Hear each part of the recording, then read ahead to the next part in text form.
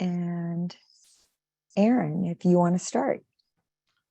Excellent. Welcome, everybody. My name is Aaron Johnson. I'm the chair of the state ECI board.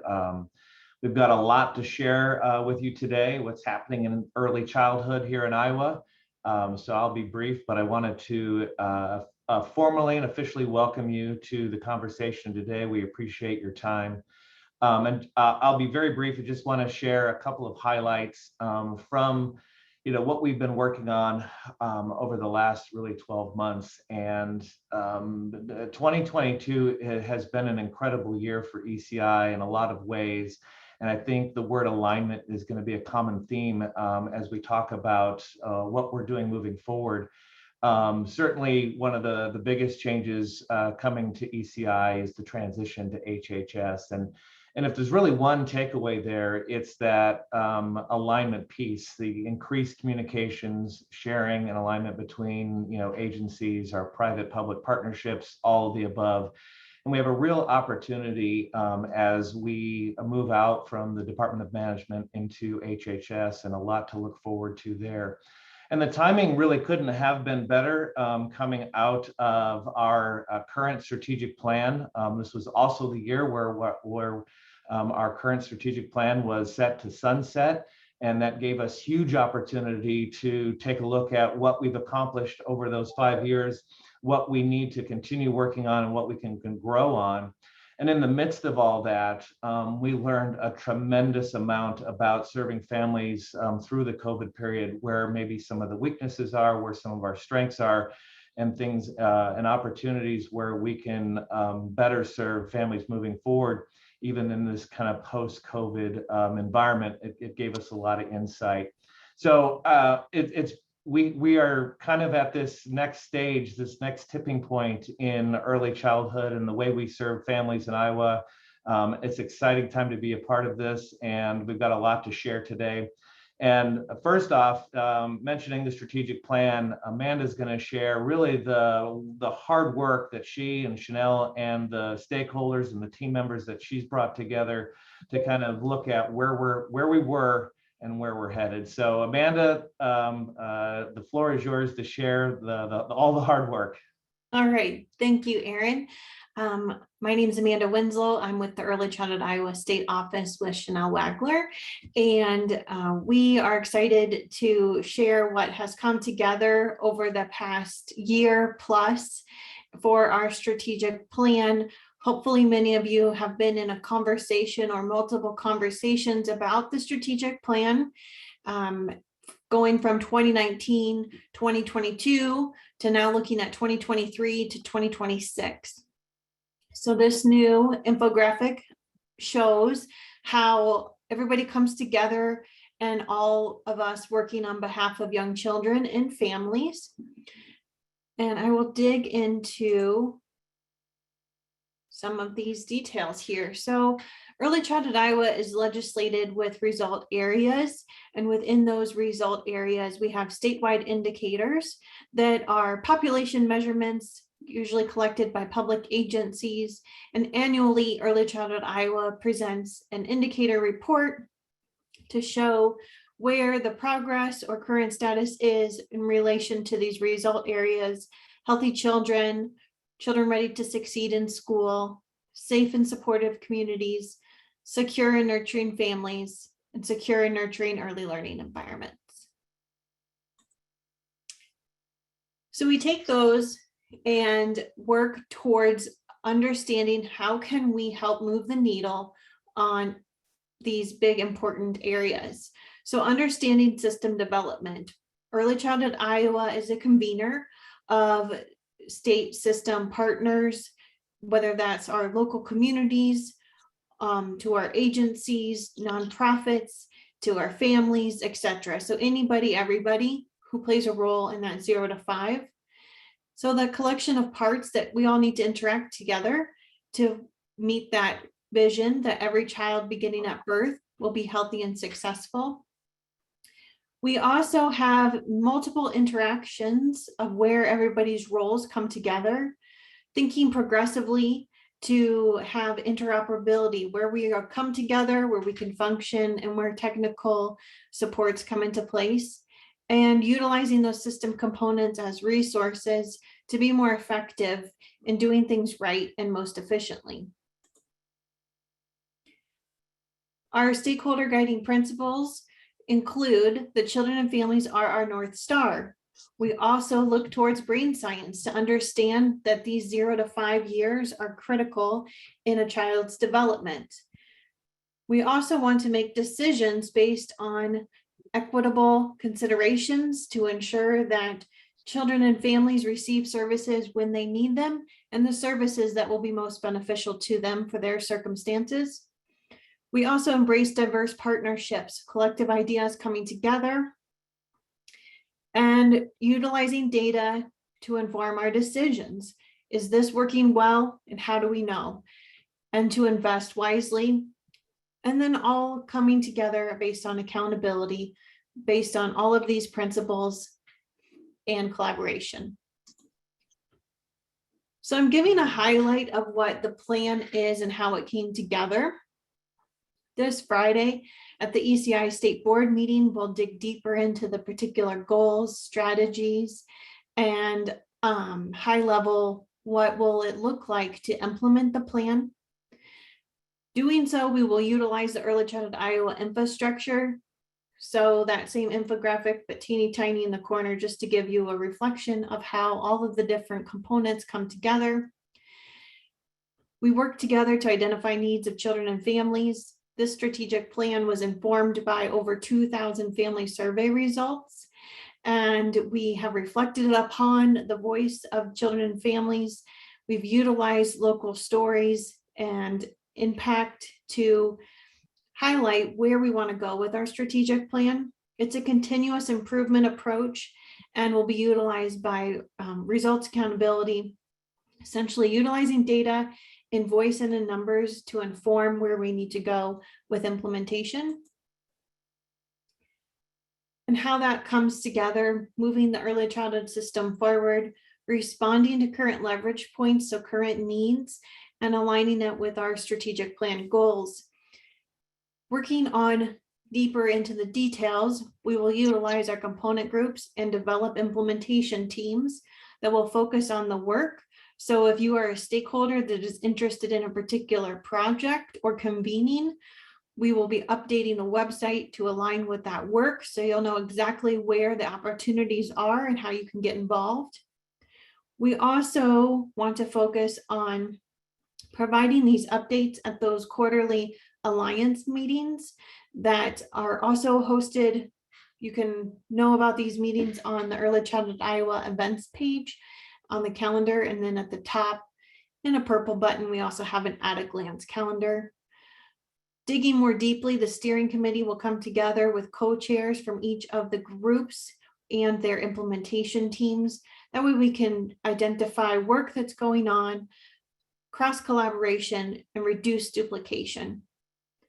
We will also work towards engaging relevant resource experts. So maybe giving the time to be on an ongoing group doesn't fit with your schedule, but you're interested in being a part of a review committee or preparing for a few meetings that you can as those become available. And also continuing to strengthen our database decision-making for the early childhood system, utilizing Iowa's integrated data system for decision-making. We call that as I2D2. Also utilizing existing mechanisms to issue surveys like we did to gain all those family voice input, etc. So what we expect as outcomes and system priorities is continuing the collaborative partnership with private and public stakeholders, utilizing those work groups to develop implementation teams, all focused on the strategic plan goals, strategies, and action steps, finding that balance between the big picture and then getting into those important details, and implementing a continuous improvement approach while using data, numbers, and voice to inform impact and outcomes. And then also utilizing our measurements, highlighting those in our annual reports, and making the opportunities available via our public meetings, Alliance, the board, or if you want to get involved in one of those component groups or implementation teams. So that's a fast overview of where we're at. We'll dig a little deeper this Friday with the state board, and then also get very much into the details via our component groups, our steering group, and to be developed implementation teams.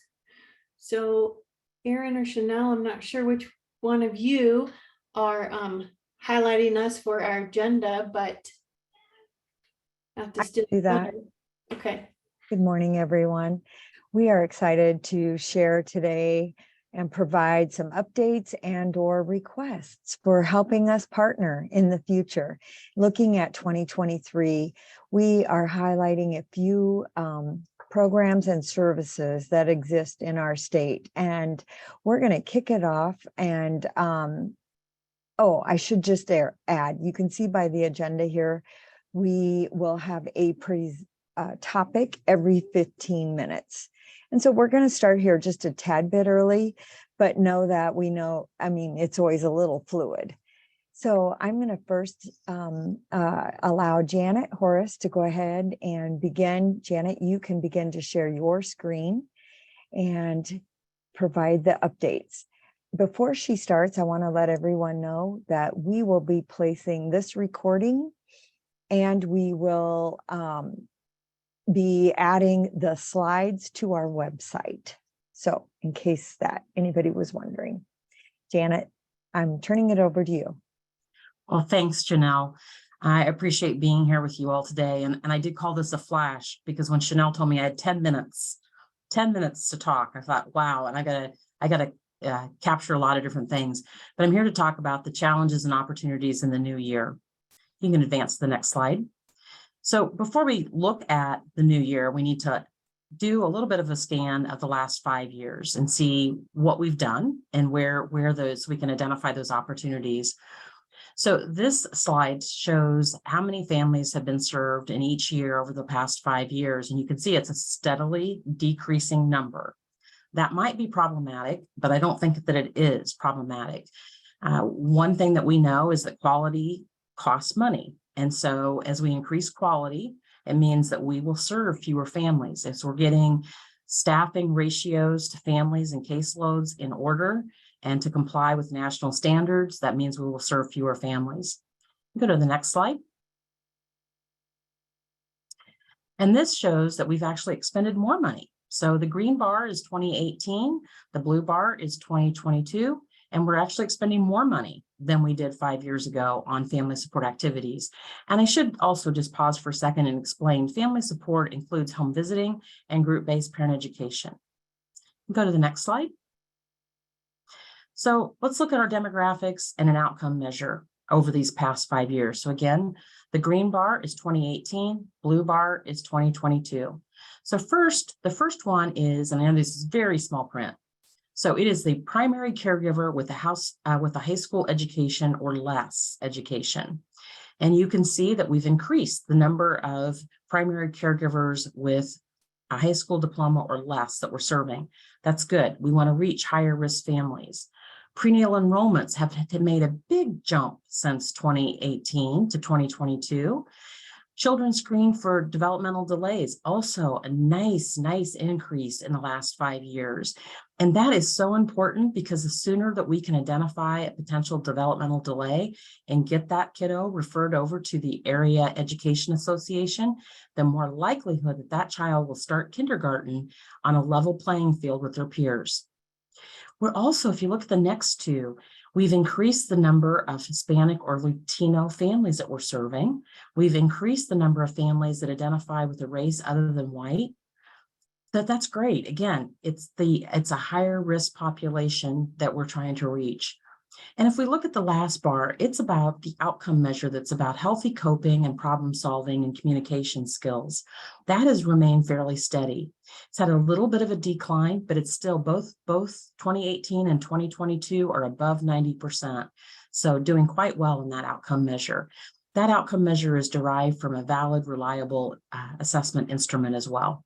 We'll go to the next slide. So in summary, over the past 5 years, we're serving fewer families. I'd say we're doing a better job of serving those families. We're reaching a more high-risk families. We're improving on child development screening. We've improved on prenatal enrollments, and we're maintaining outcome performance. I'd say those are big wins all the way around. Reaching those high-risk families gives us a better return on our investment. So for every dollar expended, we're going to have a better return on our investment the more we reach high-risk families. You can advance to the next slide. So with that said, that's our last 5 years. Now I want to really look at, so what's the challenges and the opportunities for this next year? We're having a little bit of a slow post-pandemic recovery in some pockets of the state, not everywhere. And I don't have enough information to be able to tell you exactly where those are, to pinpoint them all. It appears to be more rural Iowa, but again, I do not have enough information to say that with certainty. So first step is we need to have some listening sessions and gather information. We need to define what's happening and where is it happening. Is it a staffing or workforce problem, or is it a relationship problem? Home visiting and family support is all based on relationships with the families that we serve, relationships with the community that we're serving, relationship with those referral sources in those communities. And I also want to find out, are we using virtual home visits as a tool?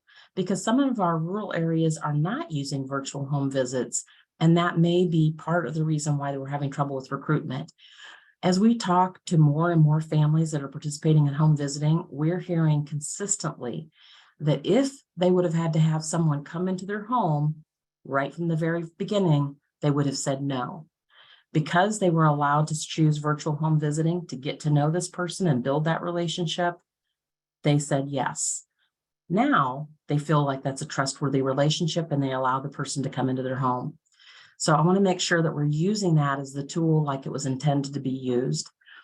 And another question, because I've heard this was as well, in McVee, we have the ability to supply some baby supplies. And I want to know, does access to those baby supplies aid in retention and recruitment of families? Does it make a difference? And is staff turnover a factor? We're not immune to some of the workforce issues that are happening across our state in different sectors and across the nation. So is that a factor happening here?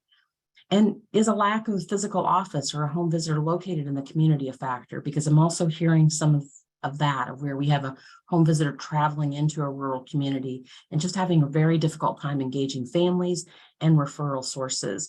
So I've identified this as the number one problem or challenge that's facing family support in this coming year. And the solution for right now is listening sessions, probably a survey to gather more information. I'll circle back to the ECI State Board with strategies once we have more information. But I just wanted you to be aware that this is the problem and we need more information to define it. You can move on to the next slide. So a couple of other opportunities that we have going on right now. So there are two separate opportunities that we're undertaking. One is we have a basic workforce data collection instrument that's enabled within DAISY. We started with McVee in November of 2022. McVee is small. It's a federally funded home visiting program that doesn't flow through ECI. We work closely together, but it's small, so it's easy to pilot something with them, work out the bugs before we launch statewide. So we plan to launch this in March.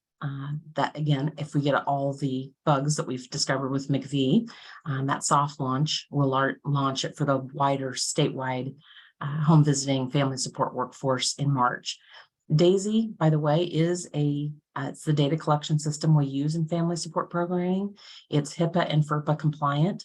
And what we're asking for is just some basic information so we can answer the question of how many FTEs we have, how many bilingual home visitors do we have a lot of home visitors nearing retirement age? Our last big workforce study was done in 2017. And at that time, it showed our workforce was older than what I would have said, I would have guessed. And I know people get tired of me saying this, but I'm like, they all look very young. So I assume they were young.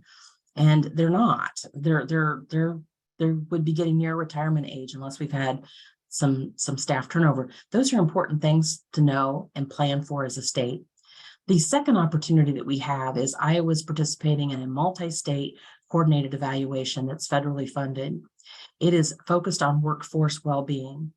So we put together our evaluation plan that went through our internal review board. It has also been approved by HRSA. It has been approved by the Office of Planning, Research, and Evaluation at the federal level.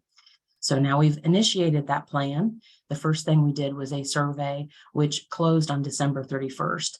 That will give us a lot of information on workforce well-being. We'll have focus groups and some other activities that will follow up from that survey, but we're really excited about what we can learn from that. So that's, again, a couple of opportunities that I think are going to be really helpful for all of us. You can go to the next slide. And I think that's just additional information. I wanted to make sure you had my contact information and Chanel and Amanda's. Thank you so much.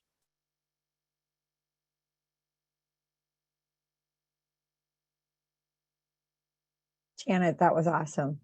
I can't believe this. You did that in 10 minutes exactly. Way to go. Hey, I did practice. I did really practice because that's hard. That is a challenge. Well, we appreciate the statewide picture and that you practiced. I mean, it was really a lot of information in that short amount of time. So thank you. Next up, Rhonda, you're right. You are next, right? Oh, good. Here we go. Yay. And we're getting that pulled up on the screen. And Rhonda Raridan Nelson, I'm going to turn it over to you. Thanks, Chanel. Good morning, and thanks for allowing me the opportunity to speak with you all today. As Chanel said, my name is Rhonda Raridan Nelson. I work at the Department of Health and Human Services, formerly Department of Public Health, and I manage a federal grant called Project Launch that supports children's mental health using a public health frame of promotion, prevention, and early intervention. So today's presentation is probably going to sound a little different than other presentations you heard on the topic of children's mental health. So our grant incorporates a few different strategies to support children's mental health, but the primary emphasis is on an approach called infant and early childhood mental health consultation, which is what I want to talk to you about today. So typically when we think about children's mental health, most people don't immediately think about infants, toddlers, and very young children. So whenever I talk about this, I like to start by talking about the why. So the concept of infant mental health can be somewhat elusive. I know, oh, Amanda, can you go back to the previous slide? Thank you. I know that you're all really well versed in early childhood, but I don't want to make the assumption that everyone knows what we mean when we say infant mental health. And I always share this personal story. I've been working at the department for 12.5 years now. And when I interviewed for my position, which supported a couple of early childhood grants, I had a pretty solid background working in early childhood, but I'll be honest, I had absolutely no idea what infant mental health was about. And I remember during that interview, Chanel was a part of the interview team. And I remember they kept saying infant mental health. And honestly, I found myself thinking, do infants even have mental health? I mean, that's kind of where I was. Because like most people do, I heard the phrase mental health, but my mind immediately thought about mental illness. I was thinking about diagnoses like bipolar disorder and schizophrenia. So mental health and mental illness are not interchangeable terms. Yet many of us use them in that way. So I just wanted to make that clarification. The last 12 years have just been a profound learning curve for me, and I've learned so much about this topic, and I've become so passionate about this work that I went back to school and completed a master's degree in social work. So we know that mental health impacts the way we perceive ourselves and our surroundings. It impacts how we respond to stress, and it impacts our relationships. I know Janet talked about the importance of relationships and family support. Mental health impacts our relationships and the way that we interact with others. We all have mental health regardless of our age. And when we're talking about very young children, we might call it something different. We might call it social emotional development or early relational health. But the key point is that literally every experience and every relationship that young children have, whether they're positive or negative, are creating building blocks for that child's future well-being. So when we think about babies and young children, the way that we hold them and the way we talk to them and the way we care for them is sending them very distinct messages about who they are and whether or not they're valued. And those messages will profoundly shape who they become as adults. Next slide, please. So one of the key points I want you to know is that mental health in early childhood, it looks a little bit different than it does in older children for a few reasons. First, just the very nature of development requires that we take a different approach. Young children process and respond to stress differently than older children. So anxiety in a small child is just going to look different than anxiety in an adolescent. Another reason that mental health looks different is because young children depend on the adults around them to take care of them. When a child does have a mental health challenge, there's a need to focus on the relationship and the interactions between the caregivers and the child within the context of their culture, within the context of their environment. There actually are a handful of evidence-based therapies that are available for infants, toddlers, and very young children, but they're dyadic in nature. So when you think about mental health services, you think about there's a client, right? So the client is not the child. The client is the relationship between the child and their caregiver. So the focus of these therapeutic interventions is on teaching caregivers how to respond and how to interact with their children in a way that's going to support their mental health. We all know that the brain is the most vulnerable during the early years because those neural connections are being formed at lightning speed. And that also means while they're the most vulnerable, there's also the most potential for positive outcomes when problems are identified and addressed early. Of course, young children's mental health is heavily influenced by their caregivers. And I'm sure many of you have seen the video, the still face experiment. That's a really profound video, and it demonstrates how the mental health of a caregiver has a direct impact on the mental health of young children. And I don't have time today to share that, but when I'm finished, I can put it in the chat and you all can look that up at your convenience. So I think the most interesting thing about this work is that we don't usually call children's mental health problems at this age. We typically call them behavior problems. Children don't always understand what they're experiencing, and they may not necessarily have the skills to communicate what they're feeling. And so we all know that young children communicate through their behavior. Next slide, please. So as a culture, we tend to take a disease-oriented approach to mental health. We know there's a stigma around it, and we often wait until children are exhibiting symptoms of a mental health disorder before we start talking about it. I think it's interesting that we don't do that in other sectors. When you think about nutrition, pediatricians don't wait until children are nutritionally deficient before they start talking about the importance of healthy eating and healthy eating habits. We don't wait until children have a mouthful of cavities to start talking about oral health. So likewise, we need to equip our early childhood professionals to start talking to caregivers early about strategies for supporting mental health. In a peer-reviewed journal article that was submitted in 2015, it was estimated that approximately 17% of children experience a mental health concern before the age of 6. Now, to clarify, that doesn't necessarily mean they were clinically diagnosed with a mental health disorder, but there was a mental health concern. So what you see on the slide is a list of just a few of the disorders that children can be clinically diagnosed with before the age of 6. Again, mental health disorders often look different at this age, which makes it more difficult to diagnose. Next slide, please. So that brings us to infant and early childhood mental health consultation. I started hearing about this in probably 2014 to 2015.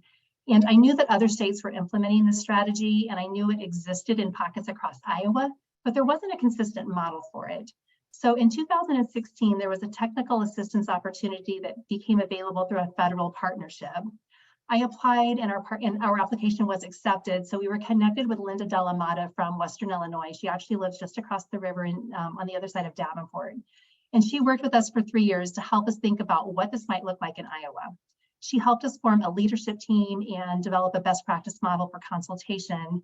And I always say it was very serendipitous because about 3 weeks after we completed that work with Linda, we were notified that we were successful in securing project launch funds, which actually gave us money to implement that mental health consultation model that we had just worked for 3 years to develop. So one of the challenges of this work is defining this strategy. So literally, if you ask 5 different people, what is mental health consultation, you'll get 5 different responses. So this is the definition that we developed with our leadership team. Mental health consultation is a strategy that pairs mental health professionals with early childhood staff and other caregivers as a way of supporting them and building their capacity to support children's mental health. It's about professional development and it's about capacity building. One sector where the strategy has proven to be very effective is in the field of childcare. So we all know that childcare is a really stressful job. People who care for young children typically work really long hours. They're usually paid very little, and they probably don't have a lot of training in mental health because that's not the field that they went into. Yet they're dealing with young children who might have a lot of stress in their lives. There could be some parental conflict. There could be some financial stress in the family. And as a result, there can be a lot of challenging behaviors, again, remembering that children communicate through behavior. So what we've heard anecdotally too is that a lot of childcare providers have their own, a lot of life stress and possibly even histories of trauma, which makes the work even more challenging. So mental health consultation brings in a mental health expert as a partner and as a collaborator to support the provider's own well-being and to help them build their capacity to respond to the mental health needs of the children in their care. Next slide, please. The key component to effective mental health consultation is a collaborative relationship. Again, there's that relationship word between the consultant and the adults who care for young children. Positive relationships are absolutely essential in bringing about change. And that makes sense because staff members need to be able to respect and trust consultants and be able to connect with them on a personal level before they're going to be willing to open up and learn and possibly change their practice. Consultants certainly have expertise in mental health, but it is not their role to come in as the expert on the child. The parents and the providers are the experts on the child. It's the consultant's job to come alongside them and work collaboratively to support the child and the families. Next slide, please. So if you talk with any mental health consultant, you're probably going to find that initially staff want the consultant to just swoop in and fix the child. Mental health consultation is not about fixing kids.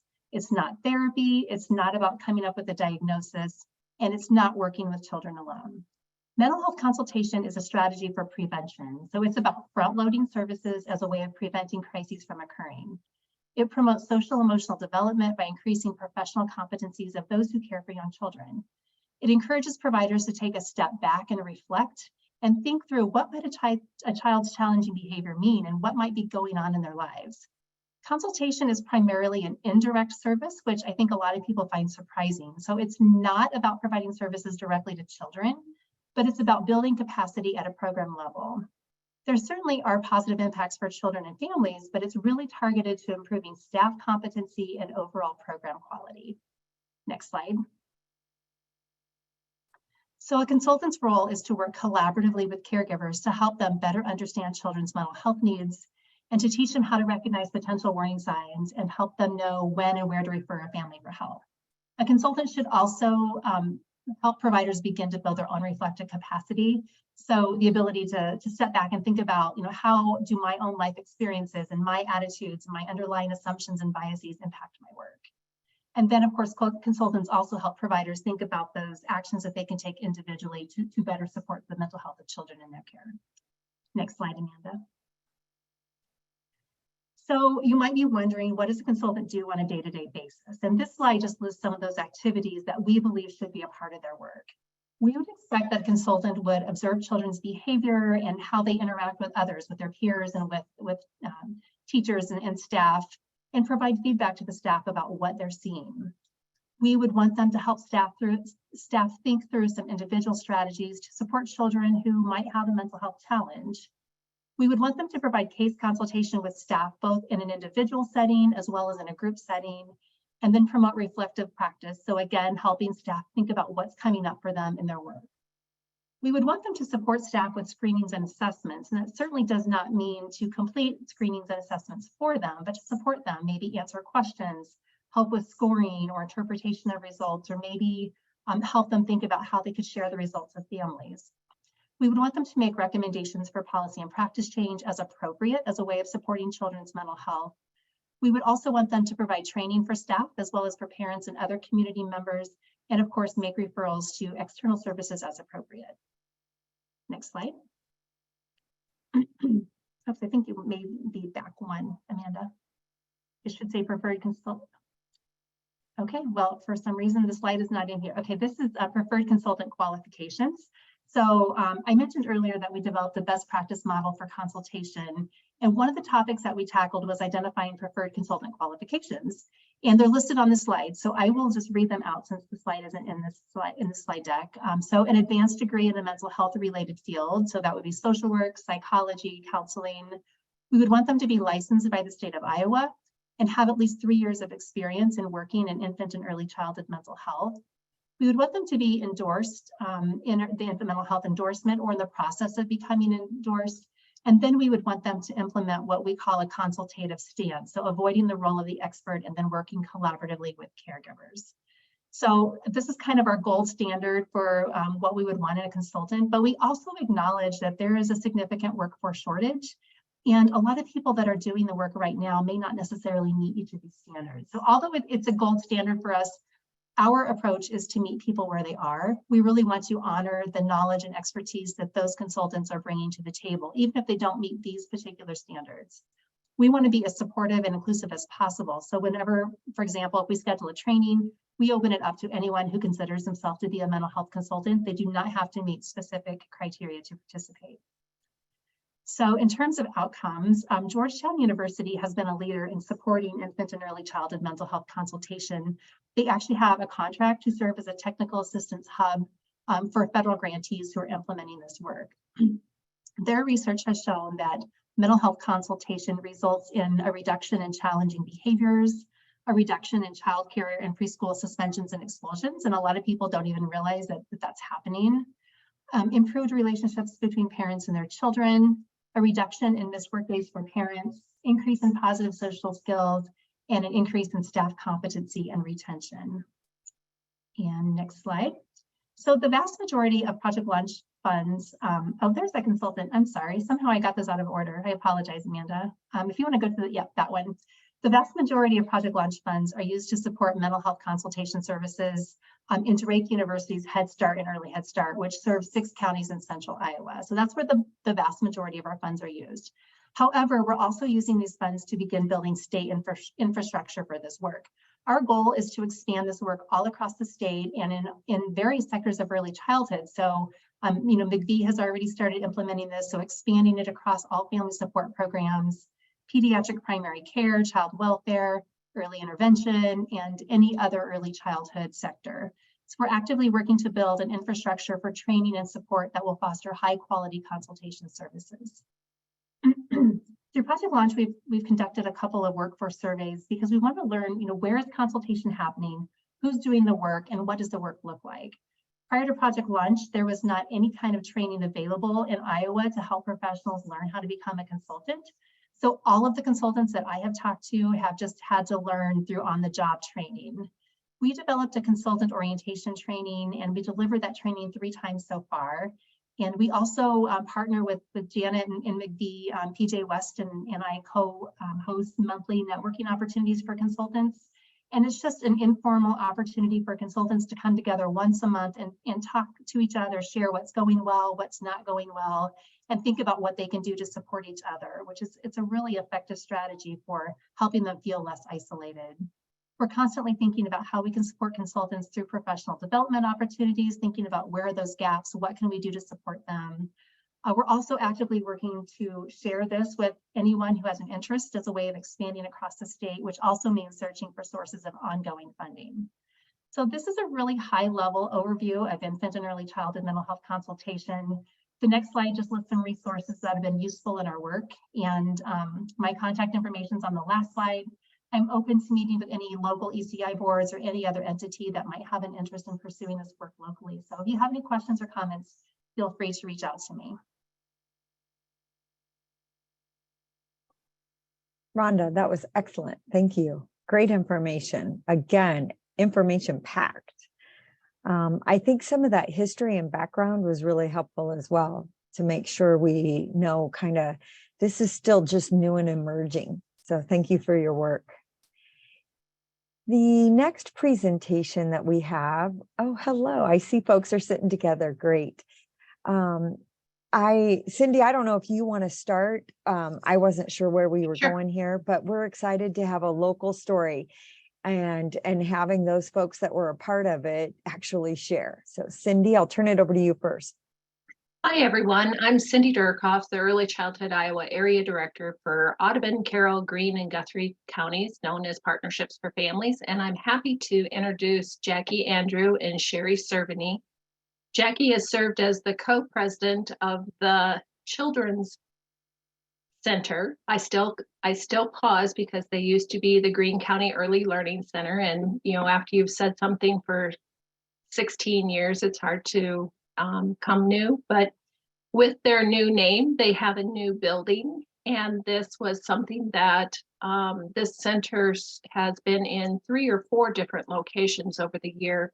And finally is now in the state-of-the-art news center in Jefferson, Iowa.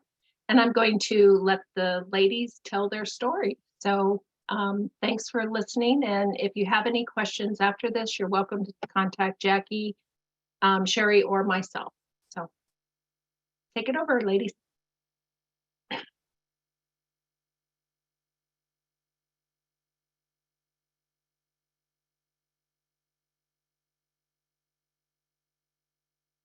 Yeah, but, okay.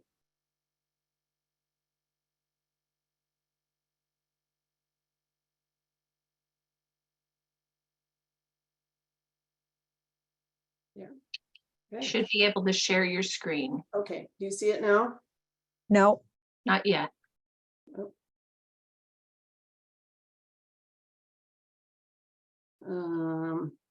if you click down on the bottom where it says share screen and Yeah. then. No? Yeah, Alt-5.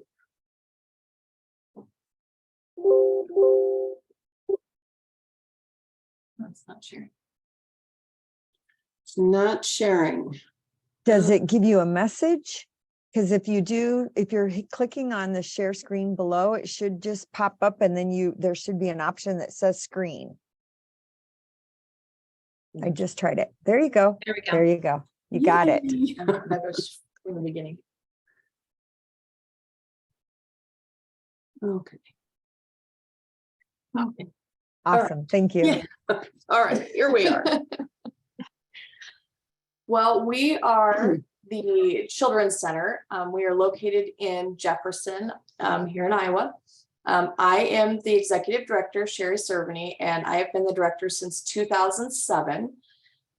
We have numerous local people who have served on our board over the years. But we all had one primary goal eventually to have our own facility. We've had lots of great partnerships along the way that we couldn't have done it without. And these are our current board members here on the screen now. We first opened in August of 2005. I was one of the teachers in the classroom at that time and later became the director. When we first opened, we had 20 children. Well, we were licensed for 20 children. We only had like 8 or 9 the first day, but we have grown exponentially since then. We have moved many times over the last 17 years. And our most recent location before the new facility, we were in a former elementary school building for about 12 years. We were licensed for 94 in that building, and we achieved the Star 4 on the QRS rating.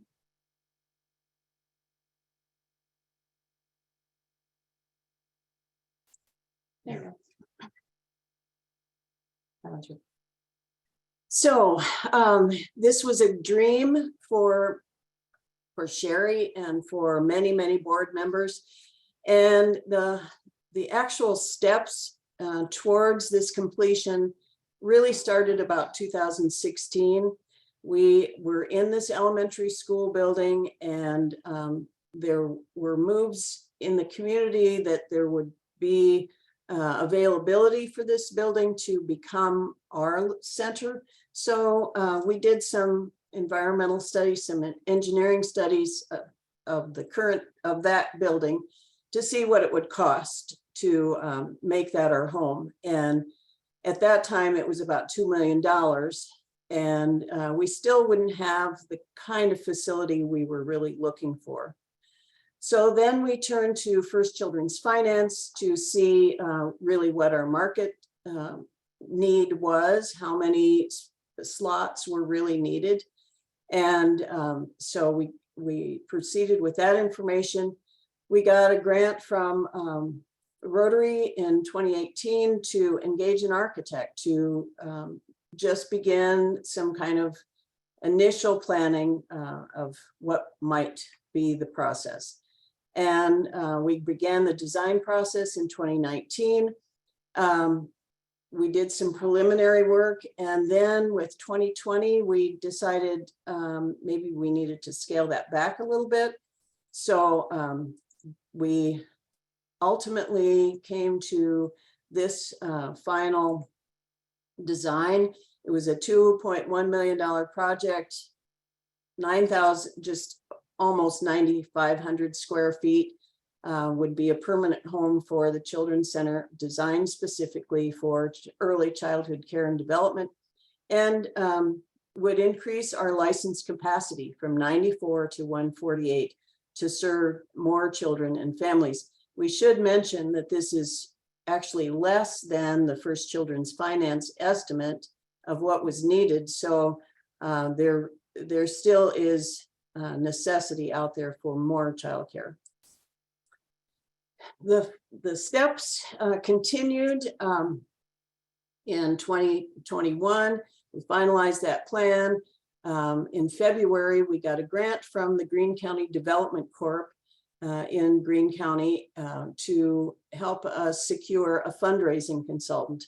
And the one we selected was kind of a local person. She was from Carroll, Becky Von Ami. She was excellent, and she helped us get started on our fundraising plan, and gave us this awesome title for the whole project, Growth Happens Here. And I think that's so just really encapsulates what we were doing. So what made all of this possible? Well, support. The first commitment we received was a grant we got from the Grow Greene County Gaming Corporation for $500,000. That was over a 5-year period, $125,000 per year. And so that launched us. We went to the Greene County Board of Supervisors and really made the pitch that our community had invested in a new high school, refurbished the high school, the former high school, into the middle school. We had excellent elementary schools, and this was the final crown, final jewel in the crown of what we needed to do for our children, and to assist this nonprofit organization in really high quality childcare in a setting that was appropriate. Then we, thanks to Becky, we were able to apply for a grant from Iowa Workforce Development and HHS, Investing in Iowa's Childcare and Future Ready Iowa. And those grants totaled $469,941. And so that was huge. We also received an $11,000 grant from the Partnerships for Families. And because of all of this above, we were able to get $1 million in donations from local businesses, families, and individuals. Had we not had all of that other commitment in grants from others, I don't think we would have been able to get those donations, but they could see that this was really going to happen. And so they just stepped up and said, yeah, we're gonna make it.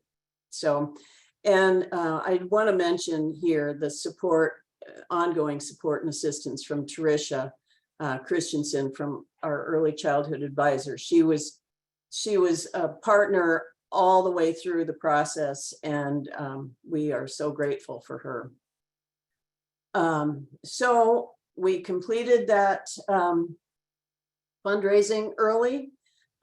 We were able to let the contract, and we had a groundbreaking August 20th of 21, and we were happy to have a good turnout for that at our new location. I should also mention our location was a donation by the school. It's adjacent to our to the elementary school, so it's kind of in an L from the elementary school. And this building you see in the background is the former middle school gym. So this whole block was owned by the school, and the school generously gave us this location for our new building for $1. So that was a real commitment by the school to support this project. We had the littles participate in the groundbreaking, as you can see with the little shovels. And the work began by our contractor, Harold Pike, in early September. Here you'll see the room plan. We have 7 rooms for actual childcare, from infants of 2 weeks through the end of 4th grade. We have a kitchen, a sanitized room, food storage, offices, a small break room, and public restroom and lactation room also. So, am I doing this? Yeah. So the construction is completed September 26th of 22. We were open for kids.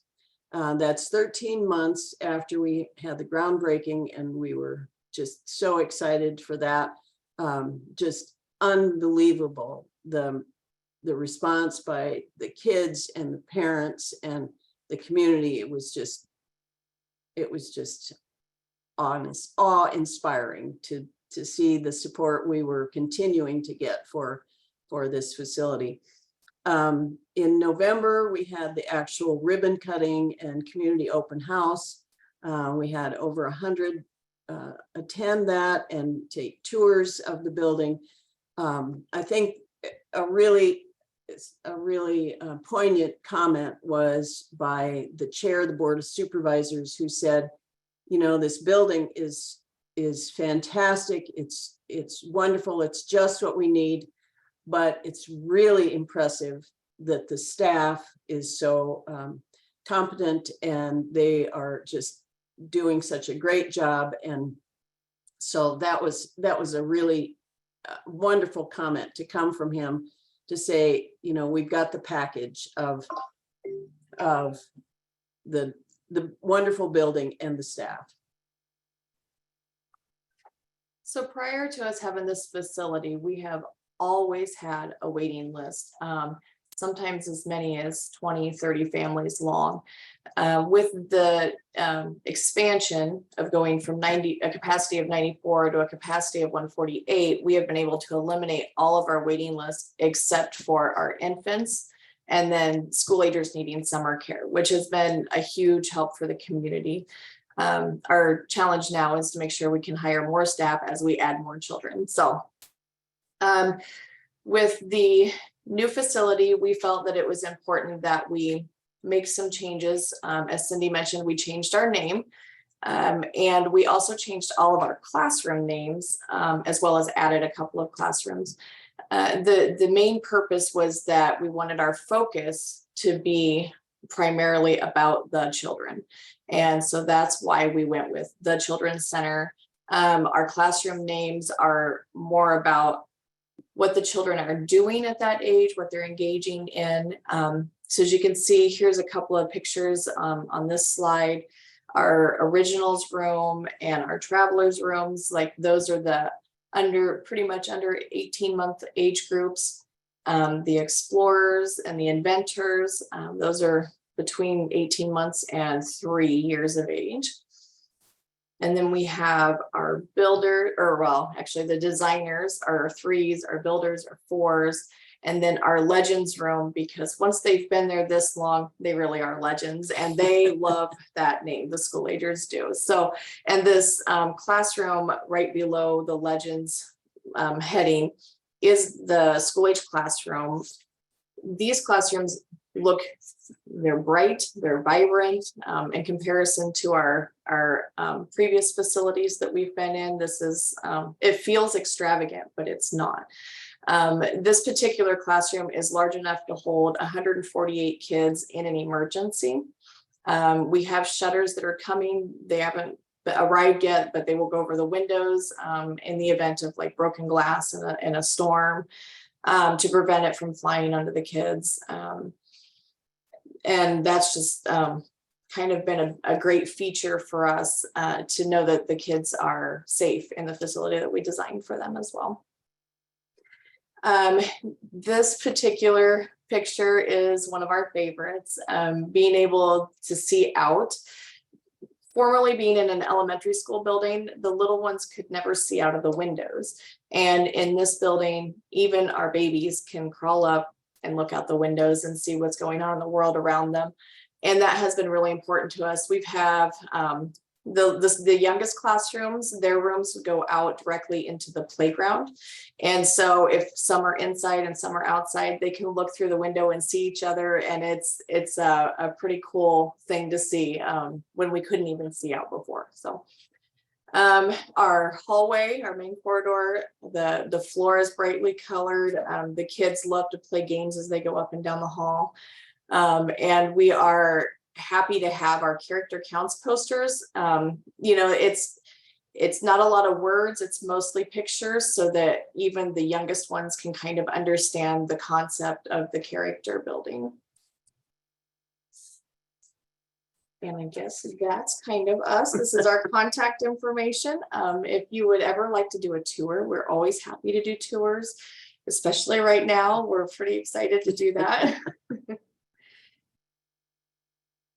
And of course, we're hiring and enrolling more families. And we know we couldn't have done this project without the support of, you know, even the state and local people that have been involved and all of our board members. And it's been an amazing adventure, I guess.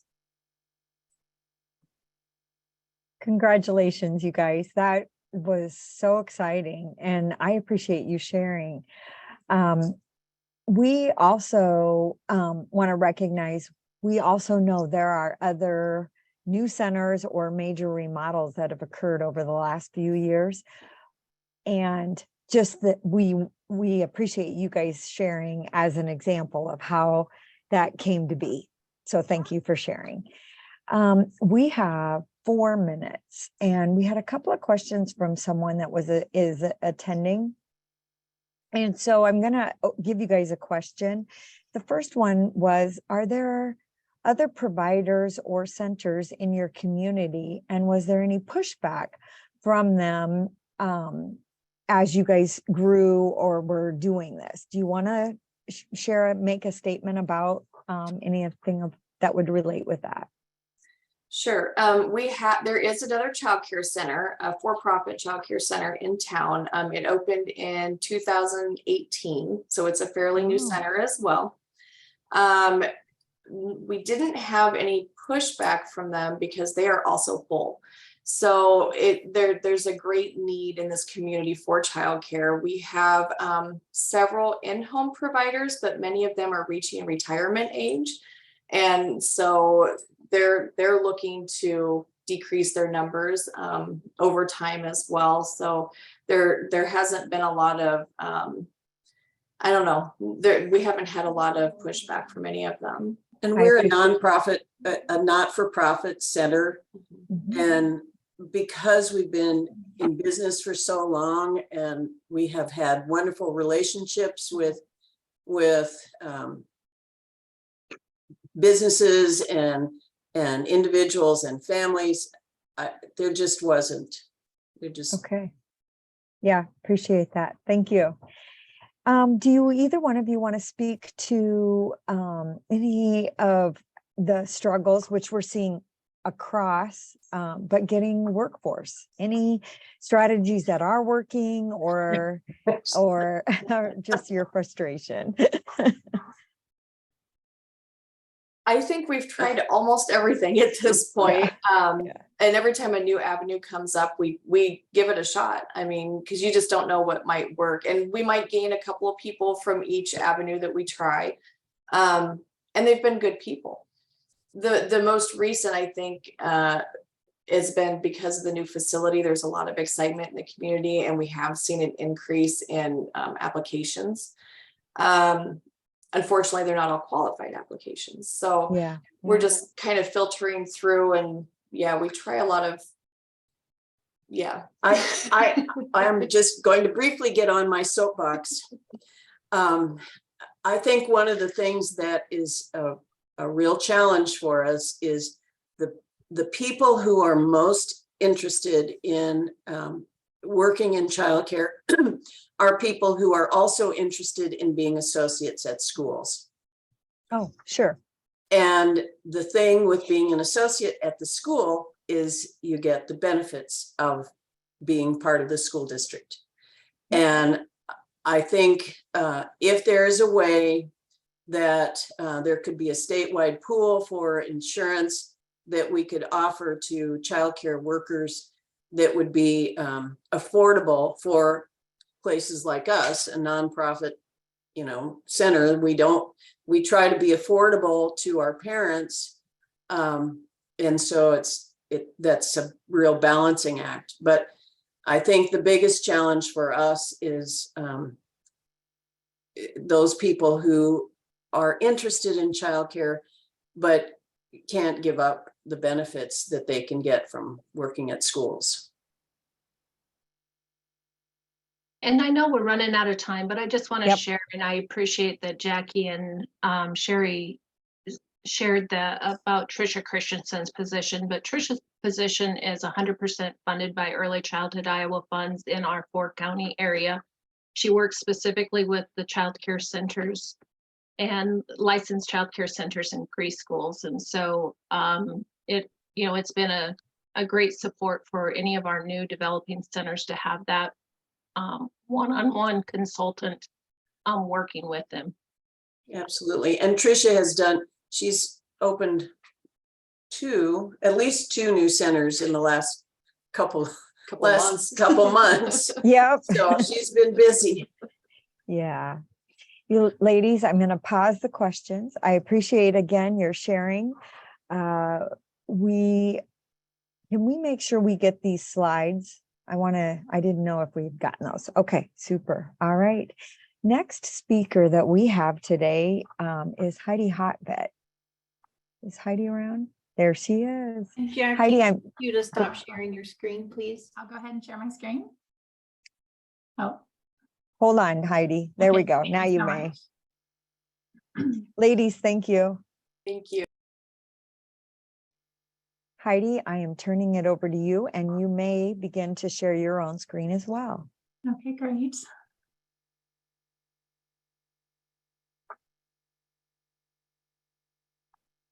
Let's see here.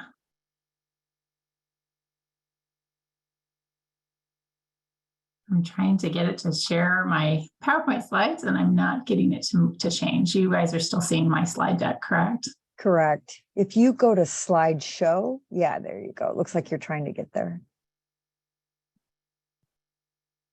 There you go. Yeah, thank you so much. Thanks Thanks, so much Heidi. for allowing me to present today. I'm going to do an overview of Healthy Childcare Iowa and our Child Care Nurse Consultant Program. And just a little bit of information. Healthy Childcare Iowa works to improve the quality of health and safety in PCE programs, serving infants, toddlers, preschools, and school-age children, as well as their families. And we are a state performance 3 for Title V, which is the percent of early care and education programs that receive child care nurse consultant services. So my name is Heidi Hotbed, and I'm the Healthy Childcare Iowa Program Coordinator. And then we have 2 additional state staff at the Iowa HHS, Deb Geimer, who was our Professional Development Coordinator, and Kim Gonzalez, who is our Health and Safety Analyst.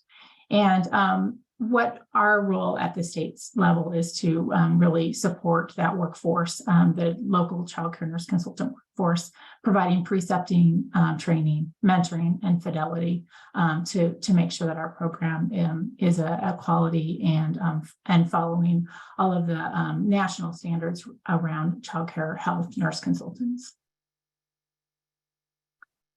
So a little bit of background. The child care nurse consultant, we're actually over 25 years providing child care nurse consultants in the state. And I will on the last slide have a link to our website, and there is kind of an overview of that history. So if you'd like to know a little bit more about history of the Healthy Child Care Iowa and Nurse Consultant Program, that is available on our website. But Childcare health nurse consultants, actually, that is a national focus. And what our role is to really support the health and safety of early care and education settings, and to help protect and promote the health, growth, and development of children.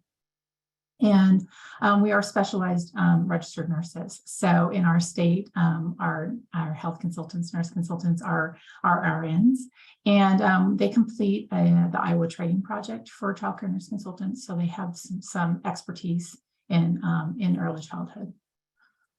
And there is, we are an evidence-based program, and that our program enables local nurse consultants to provide those on-site visits, technical assistance, and really to assist childcare providers to ensure that children are receiving the quality care in really safe and healthy environments.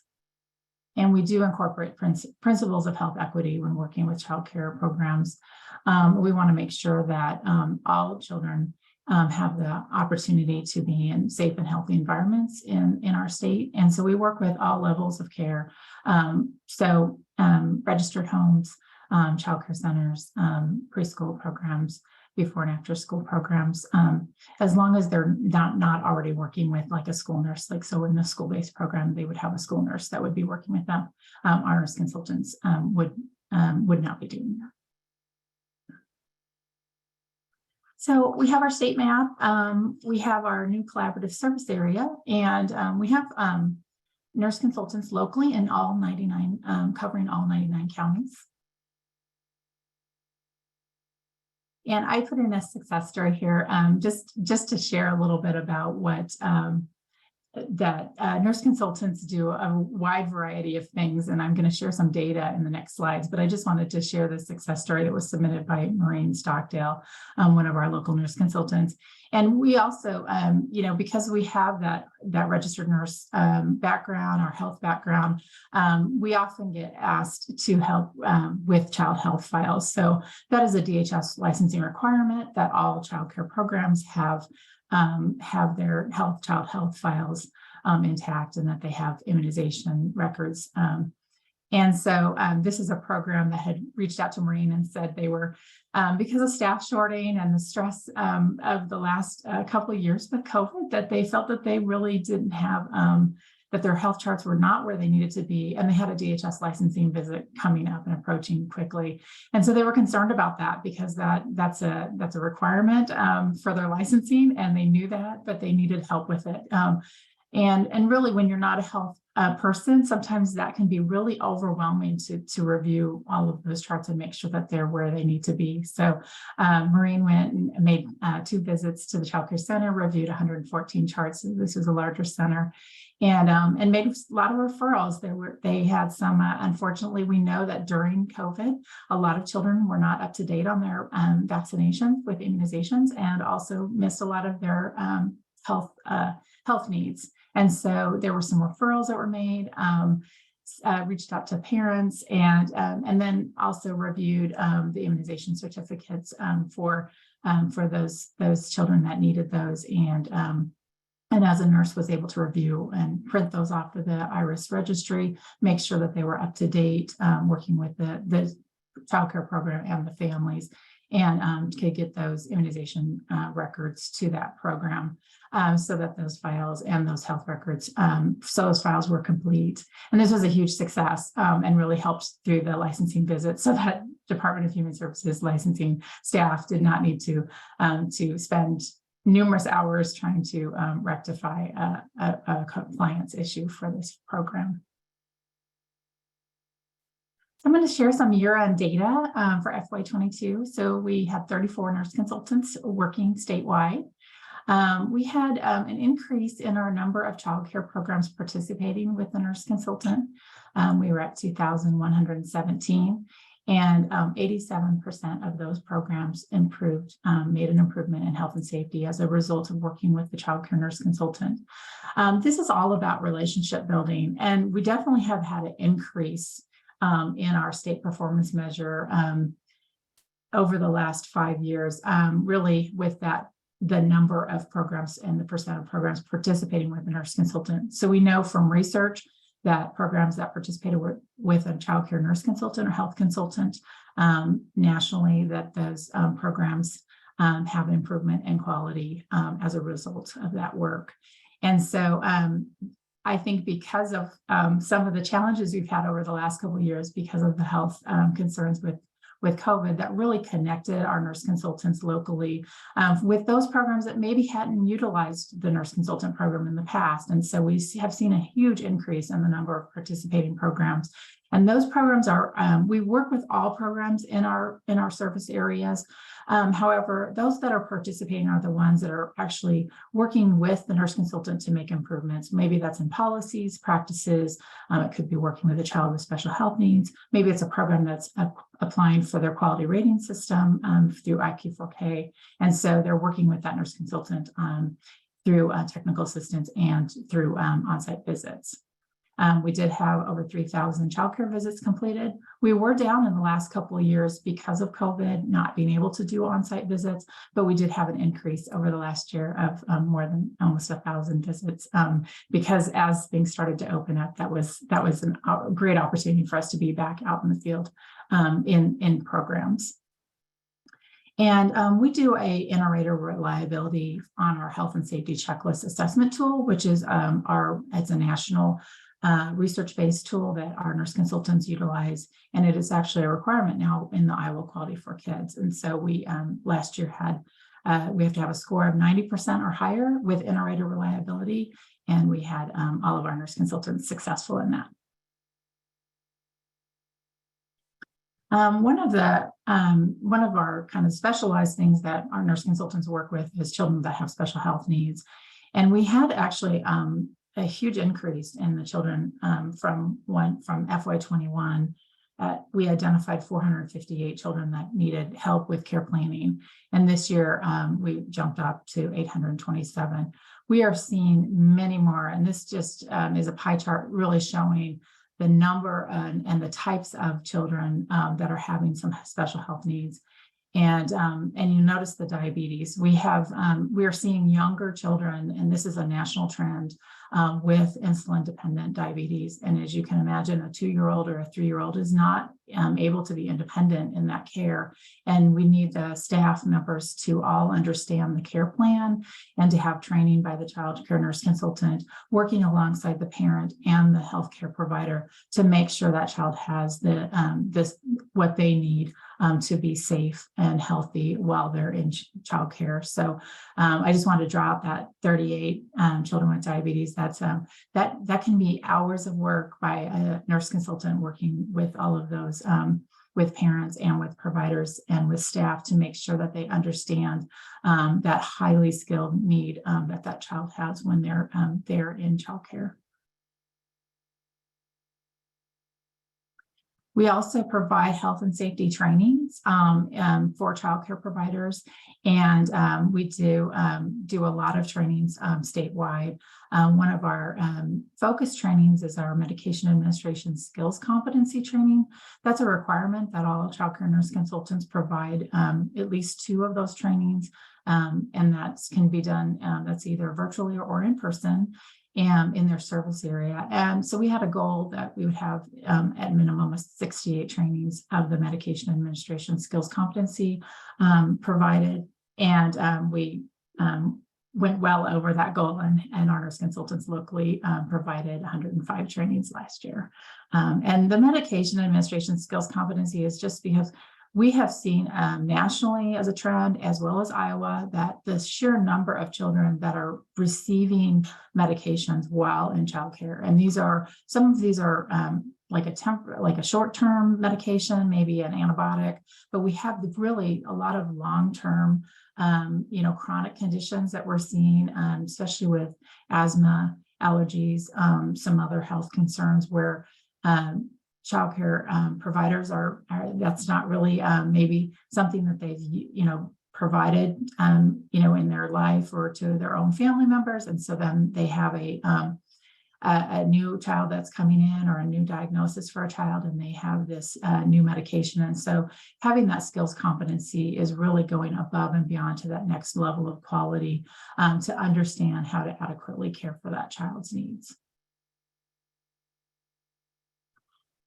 And I just wanted to share real quick about funding. Our funding increased from FY21 to 22, and you can kind of see our local ECI areas are very supportive of the child care nurse consultant at the local level.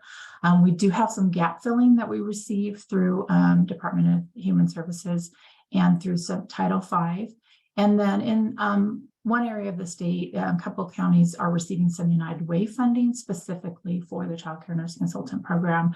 So we have some robust funding, and it's really been helpful for our state to be able to have that increased funding over the past few years to have statewide coverage for nurse consultants. We still have some needs in a few areas, but overall we have some great funding for our local nurse consultants through, like I said, appreciating the local ECI areas with that robust funding.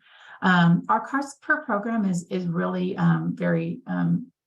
very low for a whole year of services, less than $1,000 per program. So last year it was about $930, and it was and FY22 was $932 per program. So those are those programs. We do a cost per program based on the programs that are participating with the nurse consultant, because that is the more intensive work that the nurse consultant, where they're making on-site visits and working with that program. And then my last couple slides is just for some more information. Like I said, if you want to see our annual report, that's on our website, as well as we do have kind of that 5-year history overview, which might be something that would be interesting to you. And in there we had some some data and some challenges that we've worked through over the last few years. If you have any questions, you can contact me. We also have a role guidance that really explains what our nurse consultant role is, and that's available also on our website. Heidi, that was excellent. Thank you. Lots, again, great information. And it actually leads to our next one. It's just a great handoff. So Heidi, just would you also make sure that Amanda has those slides? Yes, I will. Thank you. Awesome. Thank you so much. Good morning, Dee. You are muted. Good morning. And there you are. There we Good go. morning. Good to see you. You too. Thank you for including early access as part of this presentation and information today. What I want to do is share with you a website that we have developed on the Iowa Family Support Network. And so my information is actually on a website that I shared with Amanda, and she can share that out with the participants as well, if that at whatever time is appropriate. Do you want us to go to that website and have it up? I will go ahead and share, but you can also share in the chat as well. So, okay. Make sure we can see the screen here. Okay, great. I'm getting thumbs up, so super. What I wanted to share with you, in early access, we are a service that provides early intervention for families and children with either known conditions that would be known to that they would be experiencing a developmental delay as time goes on, or they already are experiencing a developmental delay in any one of those developmental areas, like learning and growing and thinking and reasoning and communication, etc. So what I wanted to share with you today is really focusing on, when do you make a referral to early access, and what is the process to make to reach out to early access? And so here is on the Iowa Family Support Network, you'll see our landing page is early access. And I am right now on the link that we share with families. There's 2 links up here, and I'm going to share with you both links on the family side as well as the professional side. However, we really wanted to make sure that when families have concerns, that they have a site that really talks about what would early access be about. And so here, the front page is really children are the reason and families truly are our focus, and it gives information there.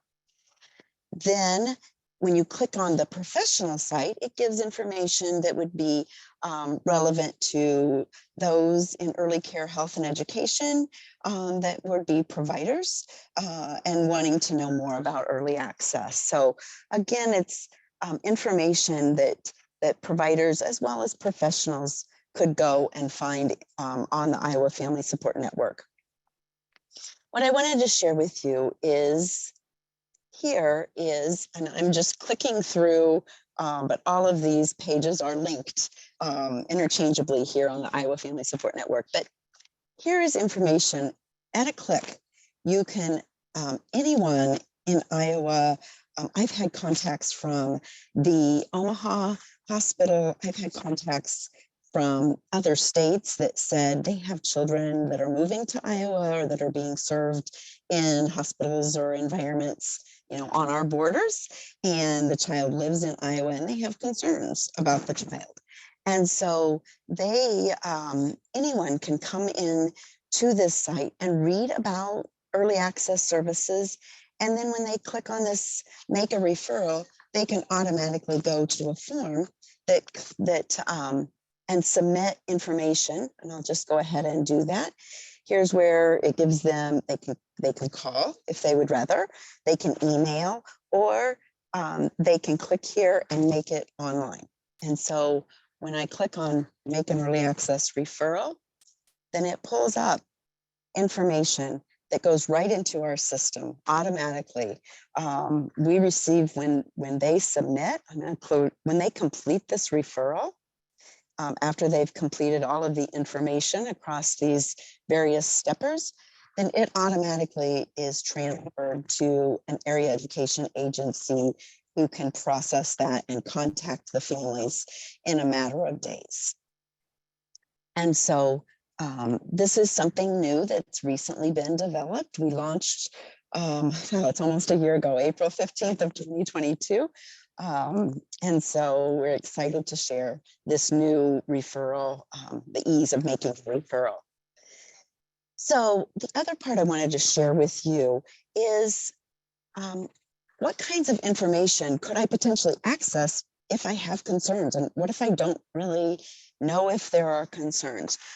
We've developed a few handouts that parents can access and professionals can access to provide to families or childcare providers or anyone in our field that talk about, do you have concerns? And we created kind of a little developmental milestones chart of different developmental areas and activities that children would potentially be doing in the areas of talking or moving or seeing, etc., that they would be able to kind of look at that and say, maybe I should be talking to somebody about that. We have also linked down here to our wonderful resource, the Milestones Tracker from CDC, as well as a link to the Baby Navigator site. And those are two amazing sites as well to support families and professionals in understanding developmental abilities and milestones. The other resource we created is another tool that provides information about, well, if I make a referral, then what happens? And if my child needs services and my family needs services, what will be the next steps? And so again, we just created a one-page handout that talks about what potentially would occur and what that team of people to support that family and child might be in regards to the different developmental specialists or the developmental or the team that could be involved with a family.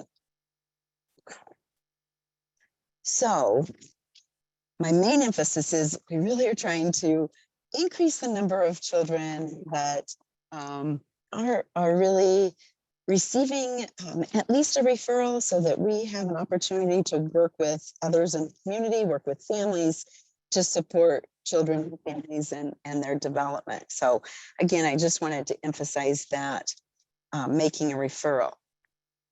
The other resources on our Iowa Family Support Network under Early Access is information for referral sources.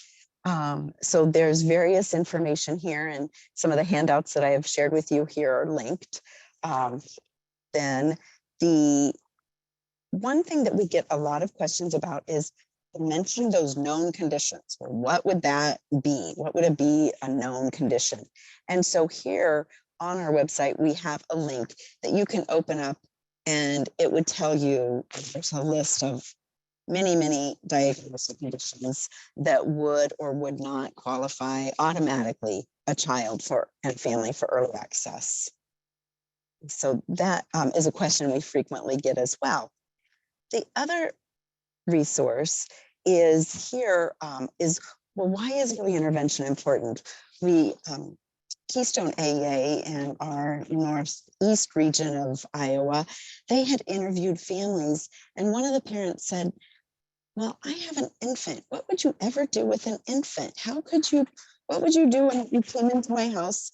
And what would the intervention be for an infant?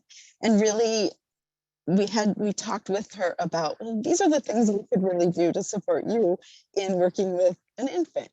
And so we have here some videos that are of actually early access Iowa providers with Iowa families showing what it looks like for an interventionist to come and work with a family. And so we have an introductory video as well as some other videos as we scroll down that can help support families in understanding what that might look like.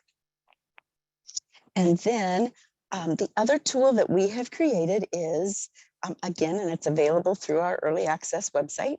It's our referral card here. If you see here, it's the early access referral card. And that is just this cute little guy doing tummy time. And it's a card that we can print and provide to families in regards to making that referral.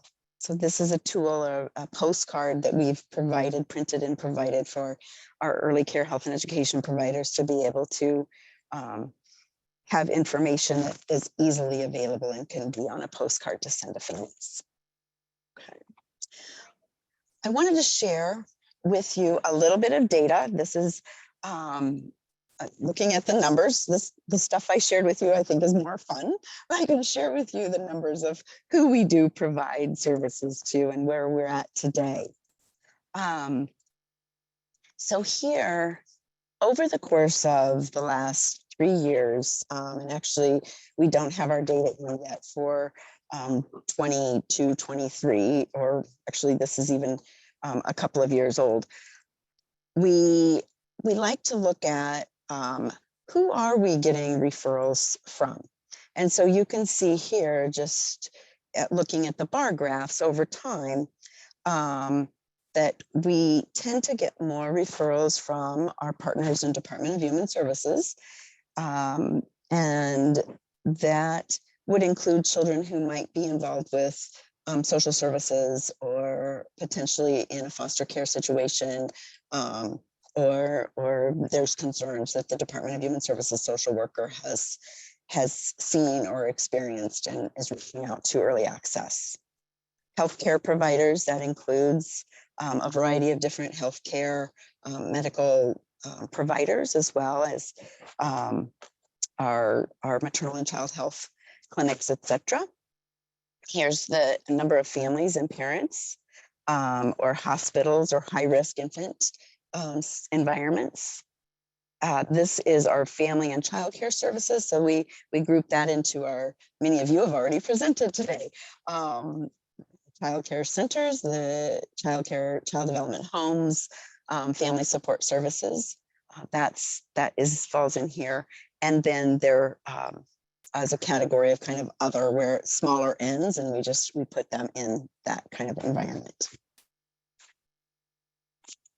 The next slide is, again, numbers of, we are looking at how many children we serve and kind of looking at percent based on our definition of developmental delay.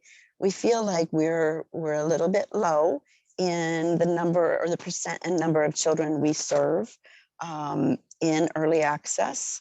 And so we've set a target that we will continue to try to strive to make sure that we are finding the children that need services and are actively working with our partners to be able to increase at least those referrals. And obviously it's a parent's choice whether that referral and or services we proceed with services.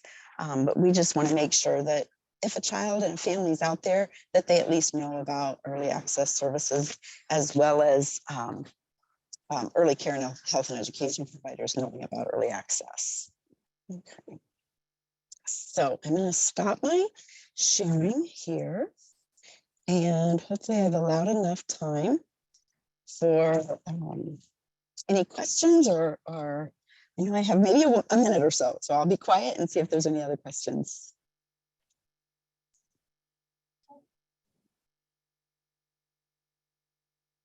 And I'm not sure, I think there's a Q&A function, Dee, but I'm not seeing, oh, yes, there is one from Yes, Patricia. if you're contacted by Omaha.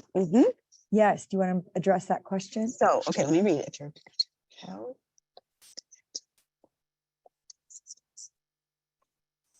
I would agree with it's talking about, I'll read it. If you are being contacted by Omaha and other state hospitals, doctors, etc., how can we also connect to local coordinated intake systems?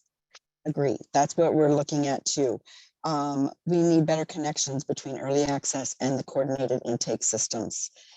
One of the high priorities for our council, for Iowa Early Access Council, is exactly that. How do we reach out to all of the entities and make sure that we are known and we are able to work collaboratively with other entities. So if you have ideas, call me, contact me, get in touch. That would be awesome.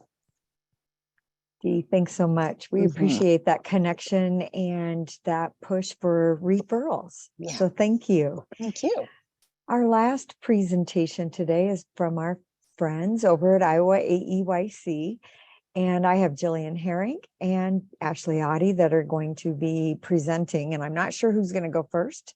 So I'm going to let you guys go ahead and begin, and one of you should be able to share your screen as well. Thank you, Chanel. Good morning. I'm Jillian Herring, the Executive Director for the Iowa Association for the Education of Young Children, or Iowa AEYC. And as Chanel said, with me is Ashley Oddie, who is our Director of Workforce Initiatives.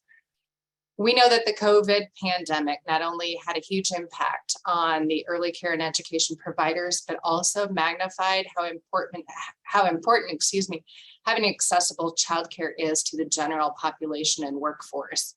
Iowa has one of the highest percentages of working parents with children under 6, and has had for at least as long as I've been in this position, ranking really in the top 2 or 3 states, generally from 68 to 70% of our parents with children under 6, which means we need a lot of childcare. Providers often earn low wages, as you heard earlier, and also don't have access to benefits, which really increases provider turnover. Ashley is going to talk to you about 2 programs that we have here at Iowa AEYC, the Teach and the Wages programs that many of you have heard about, that really impact compensation and retention in the workforce. And she's also going to talk about some policy recommendations. So I'll turn it over to Ashley. Good morning, everybody. Good to see you, and thanks for having me. As Jillian said, I'm here to talk about Teach and Wages, and we really think about Teach and Wages as workforce supports, and these workforce supports are supporting the workforce behind the workforce. So I'm going to start with Teach. Teach is best known as a scholarship program, but is really a workforce initiative. It was born out of research in early childhood education to address, as Jillian said, compensation, education, and retention for the workforce. Teach has been in Iowa since 2003, so we will be happily celebrating our 20th anniversary This year, and Iowa AYC holds the sole source license for Teach in the state of Iowa. We are licensed by Child Care Services Association out of North Carolina, which means that we are regularly and rigorously monitored. We report narrative information, data information, and go through a quality assurance process every couple of years. So as I said, this is a research-based model, and then because we have that national oversight, we have assurance that it's implemented with fidelity. Teach is a cost share model. It requires employer buy-in. It's designed to drive system change and increase the demand for higher education while also building leadership for this field. So much more than just a scholarship. Teach provides financial support for tuition, books, travel or internet costs, and paid time away from work. Teach supports credits towards early childhood credentials and degrees. We also provide compensation, which means recipients of our program receive either a raise or a bonus after they've completed a year-long contract. Because we know that compensation is such a huge issue in early care and education, Teach is a strategy to address compensation for the workforce. We also require a commitment. So again, we know that turnover is a huge issue in this field, and Teach requires a year-long commitment following that year contract where someone's attending school. So that's a strategy to address and to slow the tide of teacher turnover. The final component of the scholarship, which I think is certainly the most important, is counseling. Every Teach recipient is paired with a counseling specialist, and that person provides individualized professional development support. They also cheerlead. They help our program recipients navigate the higher education system. About 40% of our Teach recipients are first-generation college students, and so we know that those folks need that additional support to navigate higher ed. And those counselors are really what sets Teach apart from other scholarships. So this is just a visual of what Teach can support. We start with the Child Development Associate Credential, the CDA, to an associate degree and all the way up. We don't support master's degrees at Teach, but a teaching license. But this is a visual that we use to help as we counsel people identify where they are and what the next steps are for them. And I can't reiterate enough for this population, just understanding the basics of this pathway takes some support. People aren't always aware of what those degrees mean, what step they're on. And so there's always a lot of work to do in educating the workforce about what next steps might be for them. I wanted to share some outcome data with you. This is fiscal year 22 for Teach. We had 401 recipients at 247 sponsoring programs, a 17% annual wage increase, which is much more than the rest of the field sees for sure. A 93% retention rate is another one that we are always really proud of. This workforce turns over annually about 30%. So that's a lot of turnover that happens. I know these numbers are going to be really hard to read on your screen, but I wanted to just put them in front of you because we have been in Iowa for such a long time. What you see when you look at our tenure data is really consistent outcomes, really consistent GPA, 3.6, 3.5. That means for this non-traditional workforce who is primarily female, often low income, they're getting mostly A's and B's in their coursework. We see a real steady rate of credential and degree completion. The average wage increase has steadily increased over time, and turnover has remained also very stable. So we see with Teach very consistent data. And we also then collect not only quantitative data, but qualitative data. So this is one of our program recipients who started with us with no education and now has her degree and has moved from a classroom and been promoted to an assistant director position.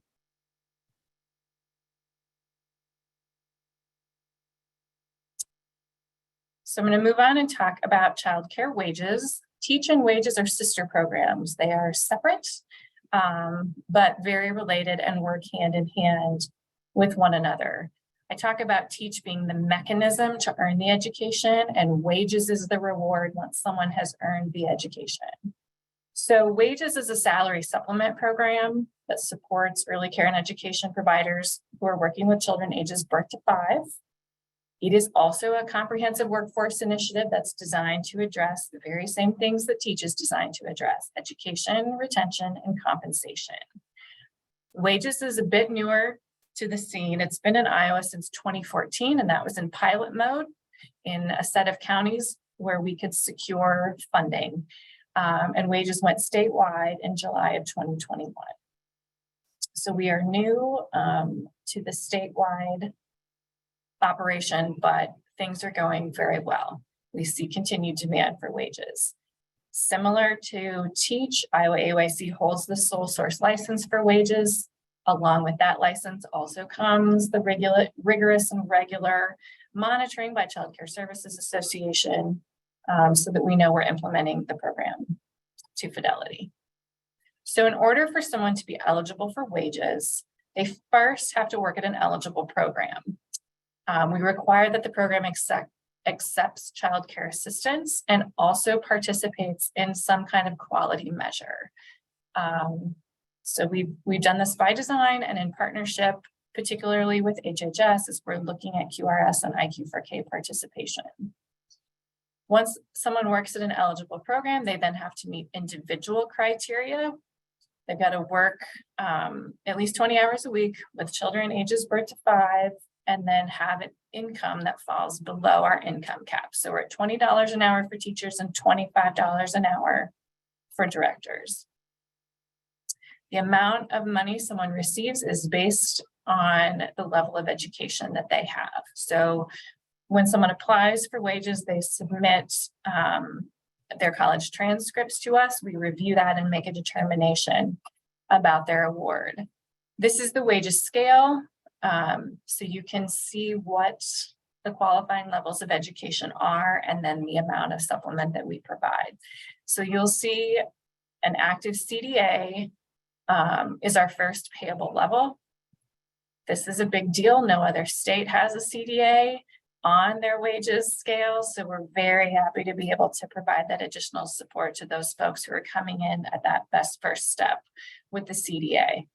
And so we start at a $525 stipend per year, all the way up at a high quality program with a master's degree at $9,200. We were able, with funding our funders' support, to increase the Wages scale this fiscal year. We did that for 2 reasons. Primarily, though, so that as IQ4K rolled out, we knew that programs may decrease their level. And so we adjusted the lower tier to be the same previously as the higher tier, so that no individual, our hope is that no individual would see a negative impact with Wages due to their program's IQ4K level changing. So we're very happy to be able to put that support in place for people. This is our fiscal year 22 Wages outcome data. Again, very proud to look at that retention number, especially we see 92% retention. So again, when you think about that 30% turnover that we see statewide, we know that folks on Wages are more stable than your average member of the workforce. And another testimonial for Wages here. We really do hear a lot from the workforce about how recognized people feel for their work when they receive a Wages supplement, how encouraged they feel to stay in their programs, and some really impactful stories about the things those folks are able to do with that money that kind of allows them to continue to do this work. So in closing, teaching wages, because we are workforce initiatives, have a set of competencies with our license that are much broader than just operating the programs. And it's really trying to turn the needle on some of those critical issues related to compensation, education, and retention. And so we have had a moving the needle on compensation team in Iowa since 2021. That work continued this year. And so these are the recommendations that group put forth. And they really thought about them as sort of tiered recommendations. We first need this base that is financial relief that comes from teaching wages. We then need to think about professionalizing the workforce and then creating a salary scale and implementing NACCE's unifying framework with some career designations so we can really put our arms around who's in the workforce, what competencies does that require, and what kind of pay should come along with that. So I think I've got 1 minute left. That's a lot of information and data. There's more information on our website. Our full annual reports are there. What I certainly am happy to talk with anyone who has questions. I'll check the chat and see. I don't think we have any specific teaching wages questions. Thank you all for your time. We appreciate the opportunity. Ladies, you did awesome. And actually, I think you still had 1 more minute because I think we started you late. Yeah, good job. Thank you so much. We had some great presenters. Aaron, I'm going to turn it over to you to do any summary comments. Yeah, absolutely. No, thank you again to our presenters. Fantastic. Just learning about some of the great things that you all are doing in your programs and in your communities. Obviously, you can see by our presenters, it's a mixture of our state agency groups, our state and private and public partnerships, local community members, all the above as we work to support families and young children in Iowa. So thank you to those presentations.